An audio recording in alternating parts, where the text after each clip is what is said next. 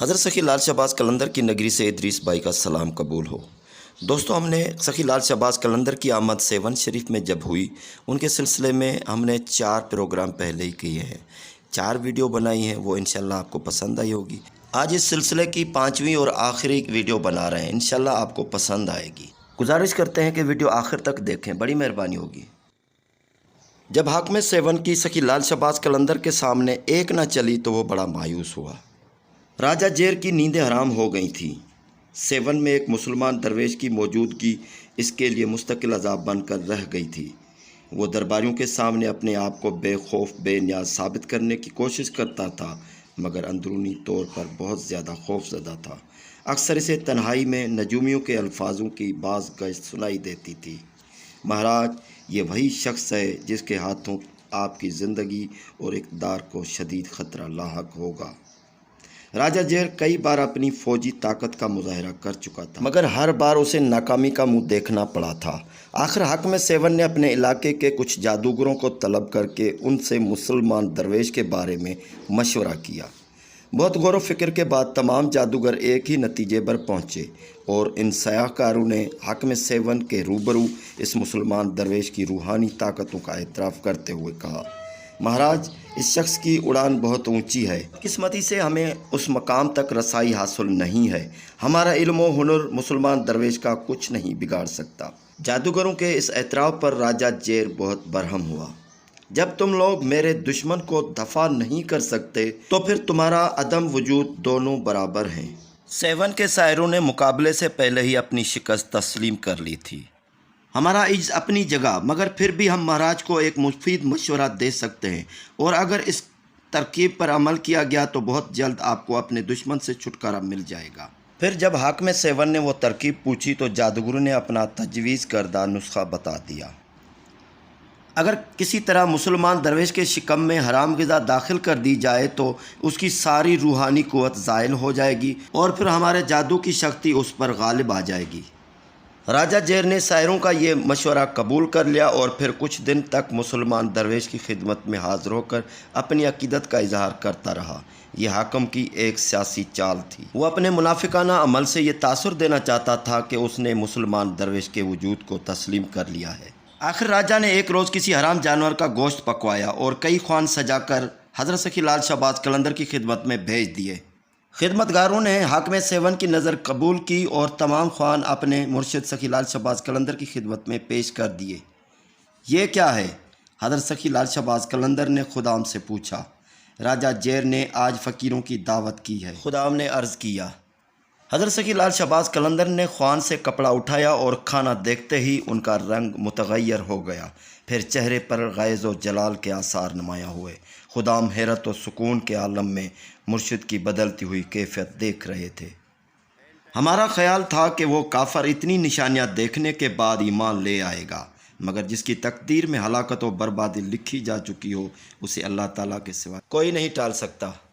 یہ کہہ کر حضرت سخی لال شہباز قلندر نے کھانے سے بھرا ہوا خوان الٹ دیا۔ مرشد کے اس عمل سے خدام پر لرزہ طاری ہو گیا۔ پھر دوسرے ہی لمحے زمین بھی لرزنے لگی۔ سیون شدید زلزلے کی لپیٹ میں تھا۔ زمین نے 2-3 کروٹیں اور طاقت و اقتدار کا سارا کھیل ختم ہو گیا۔ ادھر حضرت سخی لال شہباز قلندر کے سامنے خوان الٹا پڑا تھا اور ادھر راجہ جیر کے قلعے کی بنیادیں الٹی ہو گئی تھی۔ سینکڑوں منکرین ملبے میں دب کر ہلاک ہو گئے تھے اور پھر کچھ دن کے بعد ان کی ہڈیاں گل سڑ کر رزق خاک ہو گئیں۔ حضرت سخی لال شہباز قلندر کے ہیبت و جلال سے باطل پرستوں کی صفوں میں شگاف پڑ گئے۔ ہزاروں پتھر کے پجاریوں نے اپنے ماتھوں سے کشکے کے نشانات کھرچ ڈالے اور گلے میں پڑے ہوئے زنا توڑ کر پھینک دیے۔ درختوں، جانوروں، ستاروں، چاند اور سورج کو سجدہ کرنے والوں نے حی القیوم کی وحدانیت پر گواہی دی اور سرور کونین صلی اللہ علیہ وآلہ وسلم کی رسالت کا اقرار کیا۔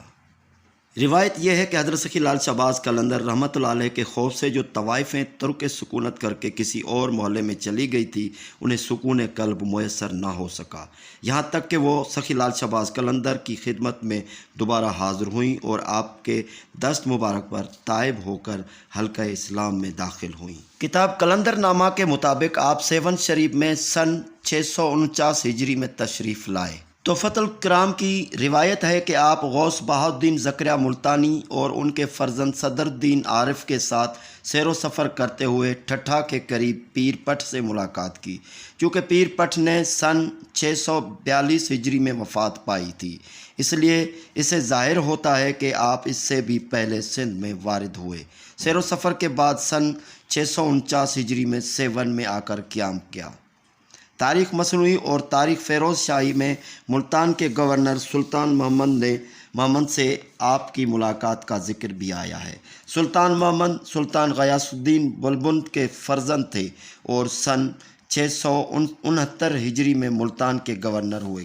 کیونکہ حضرت غوث بہاؤالدین زکریا ملتانی کا وصال سن 661 ہجری میں ہوا تھا، اس سے واضح ہوتا ہے کہ حضرت سخی لال شہباز قلندر سن 661 ہجری سے پہلے بھی ملتان گئے تھے، جب حضرت غوث بہاؤالدین زکریا ملتانی زندہ تھے، اور سن 669 ہجری کے بعد بھی ملتان گئے تھے جب سلطان محمد ملتان کے گورنر تھے۔